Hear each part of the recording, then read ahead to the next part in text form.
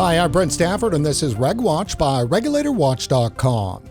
A coalition of anti-smoking special interest groups have brazenly crossed from advocacy into coercion by attempting to pressure policymakers into greenlighting a nicotine flavor ban that would destroy the $2 billion a year Canadian vaping industry and push many of the 1.9 million nicotine vape users in the country back to smoking. At a press conference in Ottawa this past October, the anti-smoking groups Physicians for a Smoke-Free Canada, Action on Smoking in Health Canada, and the Quebec Coalition for Tobacco Control issued a demand for Addictions Minister Yara Sachs to promptly implement a national flavor ban or resign. It's an aggressive ultimatum that departs from traditional norms of public health advocacy. Joining us today to talk through these disturbing developments is Sam Tam, president of the Canadian Vaping Association. Sam, as always, it's great to have you back on the show. Thanks, Brett. Thanks for having me again. So, Sam, how do you view this demand by anti-vaping special interest groups for Minister Sachs to pull the trigger on a flavor ban or resign? First of all, I'd say they are desperate and also extremely irresponsible. There's lack of accountability on the impacts in terms of accountability on their part in regards to the impacts of a flavor ban. And what that would cause for the 1.9 million adults that are vaping today here in Canada. Most important that they're not offering real solutions in regards to tackling the issues of youth vaping, but only a flavor ban would be the solution. And we know that if you ban flavors, you're not going to solve the youth vaping issue. It's a lot more complex than a flavor ban. Wouldn't really be the answer. I think what's really important to highlight is that I have a better understanding why youth are vaping and what we have seen over the years. I mean, COVID-19 played a big part in regards to the world was a very different place. We know youth conduct risky behaviors, but we also know that one of the main reasons why youth are vaping today is because of mental health issues, right? Issues that we need to address, but issues where a flavor ban wouldn't solve. Remind for our viewers how we got here in the first place with Health Canada's 2021 flavor regulations. Right, I think it was really kind of like more of a moral panic. How we got here. The CTAD data and CTNS survey really highlighted in 2017 there was a increase, or they call a rapid rise in youth vaping from 2017. And then what we started to see is in 2019, from 2017 jumped from 6% to 15%. And of course, there was cause for concern and justified. But what we started to see was in 2019 and 2020 and 2020, there was a decline in youth vaping rates. And from those 2 years, it declined from 15% to 14% to 13%. And in 2022, there was a slight increase of 13.6%, where the world was kind of going back to its normal place. Kids were going back to school, but that doesn't constitute a rapid rise, doesn't constitute or warrants a flavor ban. And, I think when we talk about flavor bans, we are talking about flavor restrictions to only tobacco, mint, or menthol, right? Because we know that in our industry, those three flavors only represent anywhere between represent less than 10 to 15% of the sales of the entire category. So we know that people that are smoking are not choosing tobacco, mint, or menthol. They're vaping on other flavors like mango, fruits, other flavors that they enjoy. And that's why flavors are a very important part to helping a lot of people transition away from smoking cigarettes to using reduced harm products like vaping. The reason why I bring up the Health Canada regulations in 2021 is that the entire industry went through this process of, responding to and putting input in to the health regulator on this flavor ban, which was never implemented. But indeed, though, this is what's hanging over the head of the industry and allowing these special interest groups to make this outrageous call for the minister to resign. Yeah, and I think a lot of people don't understand. I think in 2023, so when they put forward this in 2021, fast forward in 2023, Health Canada did a presentation at the e-cigarette summit, which highlights their change approach and their position on vaping. They recognize that 1.3 million adults are vaping. And of course, they also saw that this was a pathway for them to get to a less than 5% smoking rate by 2035. And let's be honest, there is no other product in the market today that has converted more smokers to a less harmful alternative than vaping has. And I think, these tobacco control lobbyists do not want to talk about the science. They do not want to talk about the academic studies that are out there. But what's really clear is Health Canada is following the science. They're looking at the information that's coming in. I think one of the most important thing is, vaping is now the most effective when it comes to smoking cessation or getting people to quit smoking, more effective than nicotine replacement therapy. Now, this is studies coming from McGill University with General Jewish Hospital. That's a study that's been out there for a few years, and from the Cochrane report, right, coming out of the UK.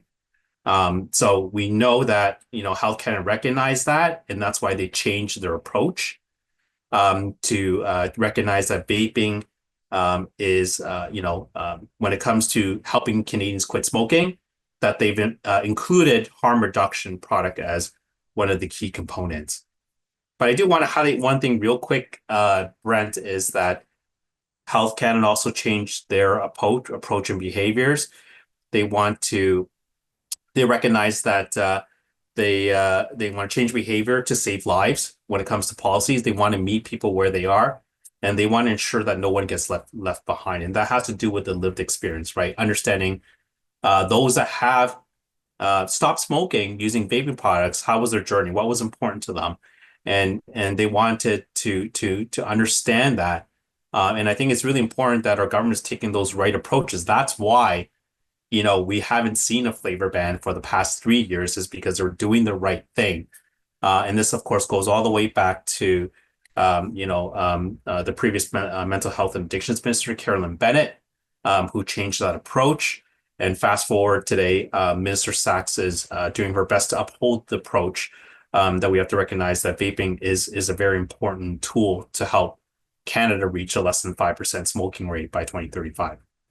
Sam, I've got some clips here from the October 4th press conference that these NGOs held. Let's have a quick listen. We are specifically calling out the Minister of Addiction, Yara Sachs. We have watched and waited in vain for the past 14 months for her to strengthen controls on the vaping market. She has said nothing about the fact that 1 in 10 senior high school students vape daily. The least she could do is finalize the regulation that her department introduced in June 2021, more than 3 years ago, to restrict vaping flavors. If she is unwilling or unable to finalize it in the coming weeks, then we ask that she resign and allow someone else to finish the job. You're calling on her to resign. We're calling on her to take action. And if she refuses to take action, then we call on her to resign. This problem is out of control. And the main reason they're smoking vaping products is because of all the flavors. So if this minister refuses to connect the dots and refuses to protect kids, then she must step aside. It's been a long process, over 3 years in the making. And at several steps along the way, we were assured these regulations will be forthcoming. But now the parliamentary window is closing. It could be closing rapidly. And we're still not seeing any action from the government. So, Sam, what do you make of that? Well, I don't appreciate their bullying tactics because they're not offering a real solutions. They have discounted the impacts, right? I think the impacts are real. I mean, everyone knows this, right? If you ban flavors or restrict them to tobacco, mint, and menthol, the impacts are going to be increased smoking rate. We have seen that in Quebec, right? The leisure market research report that was conducted highlights there was increased smoking rate for those that they have surveyed. I think 1/3 of the respondents have mentioned that they've returned back to smoking. We have seen increase in youth vaping rates, which means that they became more easily accessible. They are being targeted by illicit dealers and organized crime groups for selling potentially more higher addictive product, illicit products in the marketplace. These are actually all real. I mean, how would I say this is really, I mean, Health Canada clearly has an understanding what I'm talking about here. And I think what they don't understand is you have a completely highly regulated industry. I mean, Canada has one of the best regulations in the world that we don't get recognized for. And I'm quite upset at this is because, you know, if we look at Europe, I mean, the regulations there is a joke. There's no labeling, packaging, marketing, promotional restrictions. They don't have any of that. You have cartoon characters there. The government can't even properly enforce their TBD regulations, right? That market is filled with short fills, long fills, flavor shots, you name it, unregulated, lack of will to properly enforce the current regulations in Europe. And we don't need to repeat those same mistakes. Canada, we have labeling, packaging, we have all those regulations. But most important thing is we need to enforce the existing regulations that we have, right? There's clearly products out there that are illicit, more addictive, and that needs to be enforced because those are the products that are, of course, if there's increased youth in vaping rates, you know, we all know nicotine is what's addictive, right? And we need to make sure that these addictive illicit products are removed from the marketplace.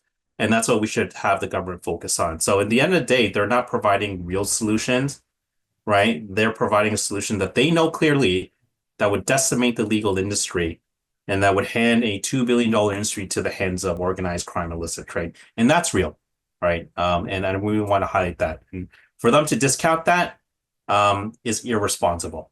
Sam, in response to the anti-smoking group's press conference, you, on behalf of the CVA, and Maria Papayawanu, on behalf of Rights for Vapers, held a press conference about a week later, and I've got some of those clips right now. Let's have a listen. I'm here today representing Rights for Vapers, Canada's largest advocacy movement for vaping and safer nicotine products. Joining me is Sam Tam from the Canadian Vaping Association, and together we're here to talk about some critical issues surrounding vaping and safer nicotine products in Canada. Over the past 10 years, since vaping entered the market, we've seen a disturbing pattern of fear-mongering, misinformation, and deliberate efforts to push people back towards smoking. Instead of celebrating the fact that more Canadians are quitting, we're being misled by a small but very vocal group of tobacco control zealots who keep shifting the narrative around smoking and vaping. They rely on sensationalism, using children as weapons, and in their mission to eliminate any options for Canadians to quit smoking that are not created by pharmaceutical companies. These groups have gone so far as to criticize Minister Sachs for having a conversation with Canadians about vaping. Why? Because she doesn't blindly follow their demands to ban flavors in this country. I, like most Canadians, about 2 million of us who vape today, successfully used vaping to quit. I am truly perplexed by the attempts to create barriers against proven methods to reduce tobacco-related illness. Flavors are a key reason vaping has emerged as the most effective tool to help people quit smoking. There are over 1.9 million adult vapers in Canada, 90% of whom use flavors other than tobacco, mint, or menthol. They rely on these products to stay off of cigarettes. A blanket ban on flavor will not eliminate demand.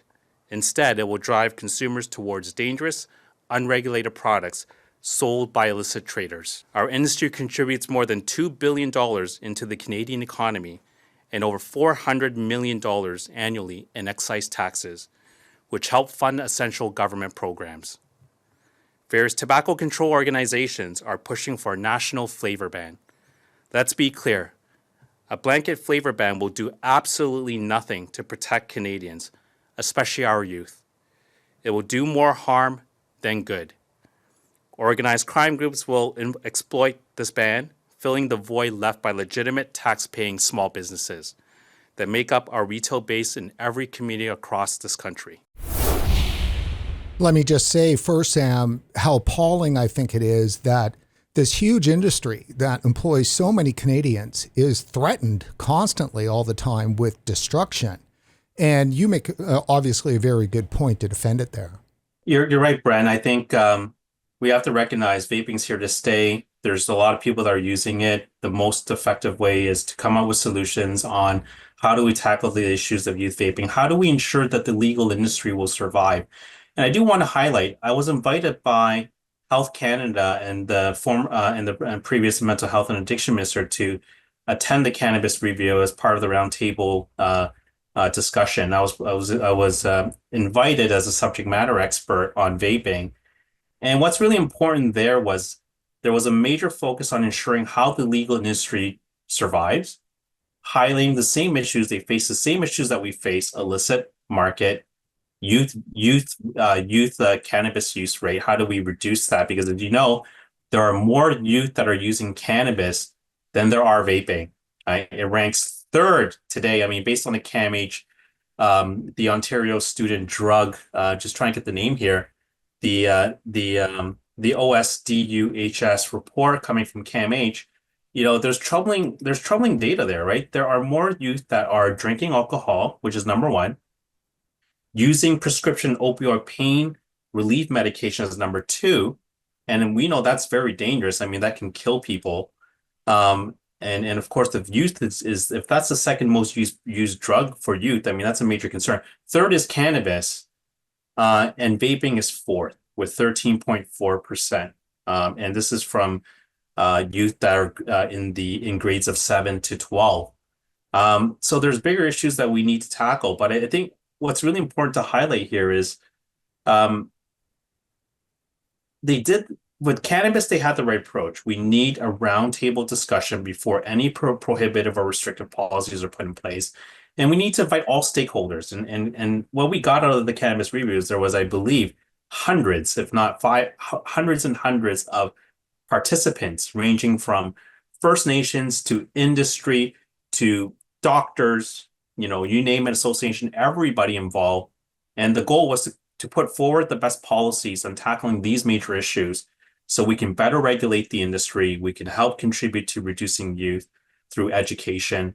And most important thing is, how do we ensure that the legal industry survives and that we contain the illicit market? We need to have the same approach, right? If we are to focus on getting people off of cigarettes, like as seeing vaping as the strategy of getting to less than 5% smoking rate, we got to strike that balance, and we also have to come up with real solutions on educating parents, teachers, doctors, and of course youth on vaping, and of course hopefully to be able to change their behaviors. Sam, the Minister of Mental Health and Addictions, Yara Sachs, apparently told the CBC that, and this is a quote from the CBC, "We have made a commitment from the start to restrict flavors. We haven't wavered from that. We will have this in place soon. I don't anticipate this going to take much longer," close quote. So apparently that's what the minister has told the CBC. What do you make of that? I didn't see a video clip of it, so I would say I believe there's definitely hope, and then there's many reasons for that. Mainly because Minister Sachs has highlighted in one of the CBC press conference that she had when it comes to, I think that was on opioid. She stated very clearly, right? She doesn't want to repeat what happened in Quebec and what happened in Australia, that there are flavor bans there. And what we have seen is the illicit market has taken over. That's real. It's not what the Coalition of Tobacco Control Quebec has stated, that, hey, you need to ban flavors nationally because, people are being able to get these from other provinces. Well, I can tell you one thing. You can't stifle demand for vaping products. People are going to buy them everywhere. I mean, what's her response to the increase in smoking rate? I mean, how are you going to deal with those issues? What are you going to deal with the illicit trade? Because it's real. I mean, we've seen some of our members where their sales have plummeted, declined by as much as 70% to 70%, to somewhere between 70%. They're not supplying the Quebec market, right? They've lost their market there. But most important thing, there's also 400 stores that have closed in Quebec. So these are real numbers, right? That we're able to obtain. We know what a flavor ban does. It doesn't, it doesn't reduce youth usage. We've seen the leisure report shows that there's increased youth vaping rates. We're actually putting youth at more risk. They feel that she's looking for solutions. Minister Sachs is looking for solutions. And I think bringing a review, a vaping products review, is the best way. There's no reason why the minister needs to do this swiftly or needs to do this quickly.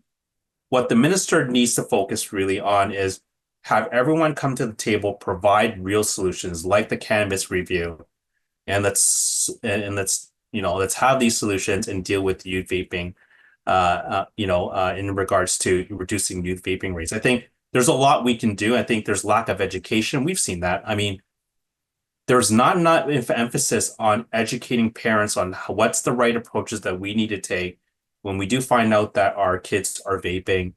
I keep talking about, I'm a father myself of 3 kids. They're still relatively young right now, but I want to be able to know what's the right approach for me to engage them, because when they become teenagers, they're relatively independent and they may not always listen to their parents, but we need to find that balance of how do we get educated, what's the right approaches, more emphasis, more work needs to be done in schools. And we need to focus on that first, right? And we talk about we need to enforce regulations, not ban them, but come out with more solutions to address those key issues. Now, one of the issues these groups have brought up, kind of the raison d'etre for their ability to call for this resignation if Minister Sachs does not implement the flavor ban, is the fact that the minister has been meeting with industry and talking with industry and including that interaction. Now, correct me if I'm wrong, but isn't that one of the things that our government is supposed to be doing, is meeting with industry? And think about Health Canada. How often have you met with them?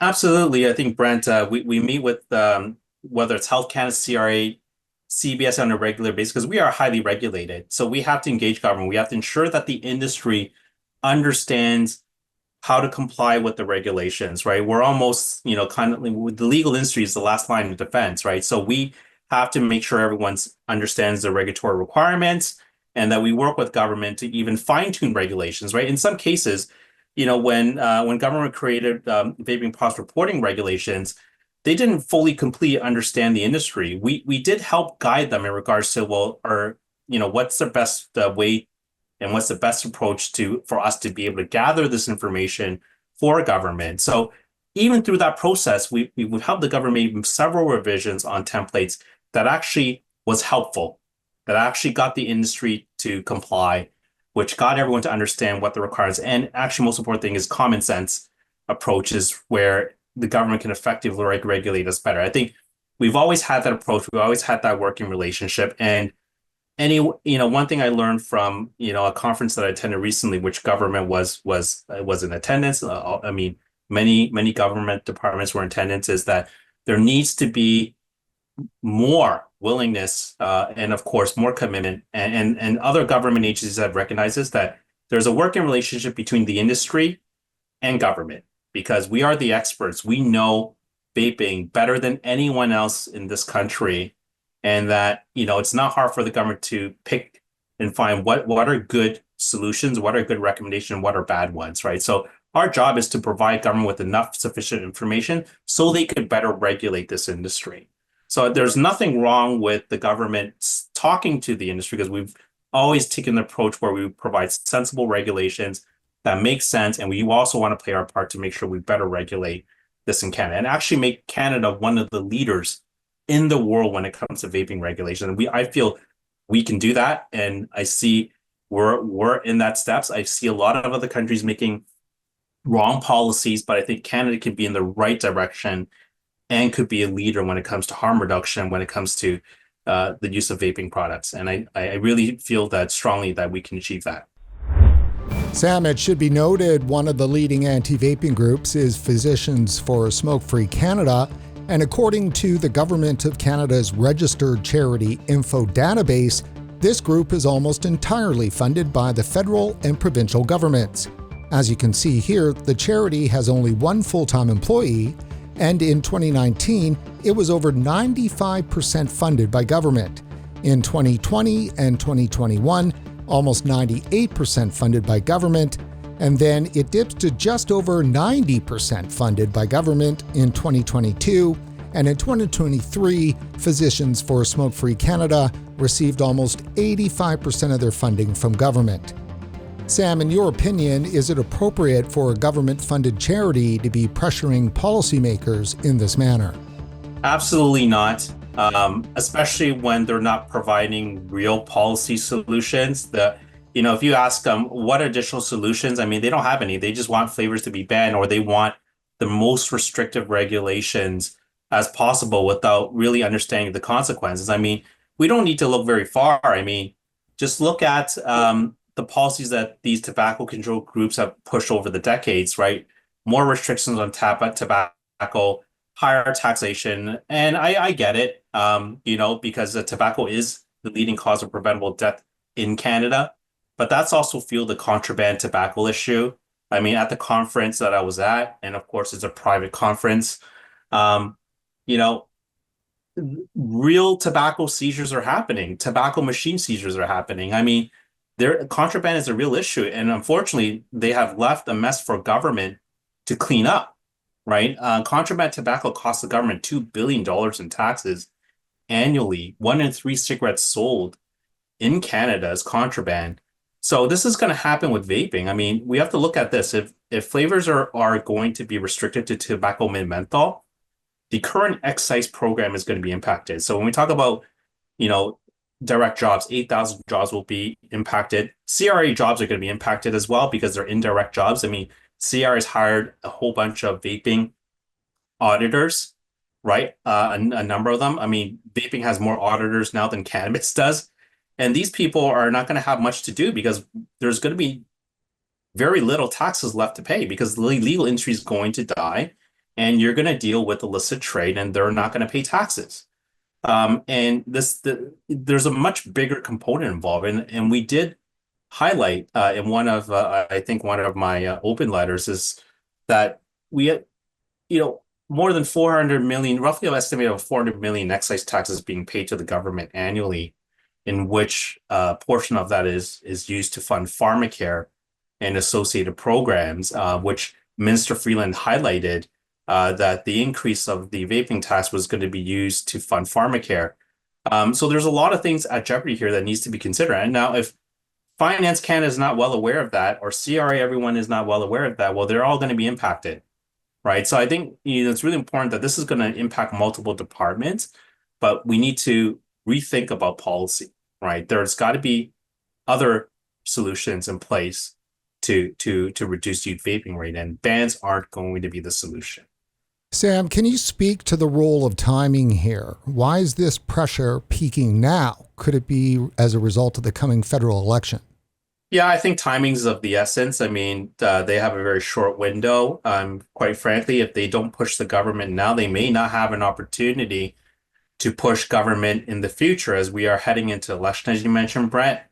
So this is all kind of an orchestra attack, right? And that resulting in bullying the minister, which is unreasonable and unwarranted, right? But this is their tactic because if they don't do it now, there will be no opportunity to do it later. And I just want to highlight that, these are their tactics and their motives. So, there needs to be careful consideration to funding these organizations by government in the future. I mean, why is government funding tobacco control groups that are lobbying against government for policies that are actually going to create more problems for the government, which I don't completely understand. I really want to make that clear that they receive funding for certain reasons, but they need to make sure that they're also helping the government, and they aren't doing so with this flavor ban policy. So let's wrap up here with a bit of a quick conversation on what's being done. I know that Maria and Rights for Vapers, on their site at rightsforvapers.com, they're going to be doing a letter writing campaign that people can participate in. From the CVA's point of view, what are the next steps to fight this? I think consumers have a voice. I think it's really important. Consumers are going to be impacted. There's 1.9 million adult Canadians that are vaping today.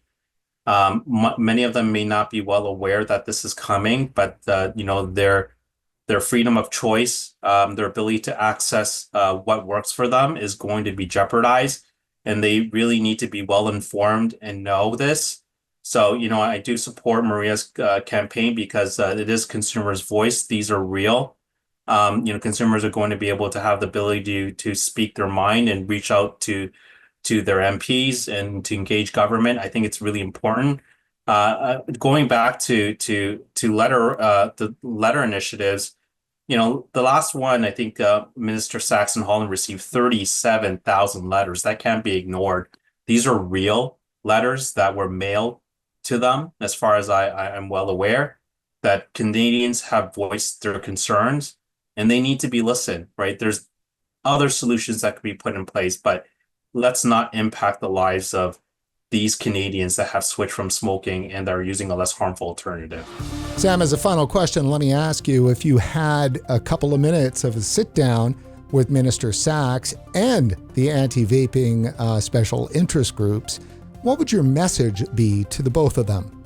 We need to enforce the existing regulations that we have. We need to create better policies to protect our youth, which includes, we also need that to happen at a provincial level, because we know federal is in charge of regulations at the manufacturing level, but we also need enforcement at the retail level. Let's be clear, not every single retailer complies with regulations. So we need stronger regulations when it comes to at the provincial level, all the way from manufacturing to retail. I think that's really important. That's why we keep talking about enforcing existing regulations before enacting any additional ones.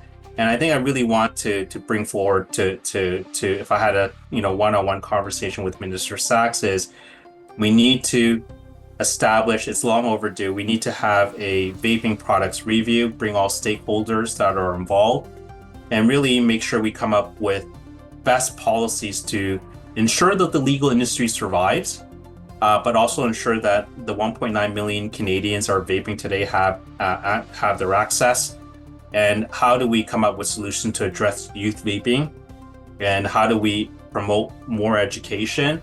And I think that, that's going to be the right approach. How do we tackle the illicit trade, right? How do we help the government tackle these challenging issues? And I think all stakeholders, even the health organizations and tobacco control needs to play their role. Let's stop it. Like, flavor bans is not a good policy, right? We already know what the impacts are going to be, very downhill. We need them to focus on enforcing existing regulation, come out with real solutions, and bring them to the table.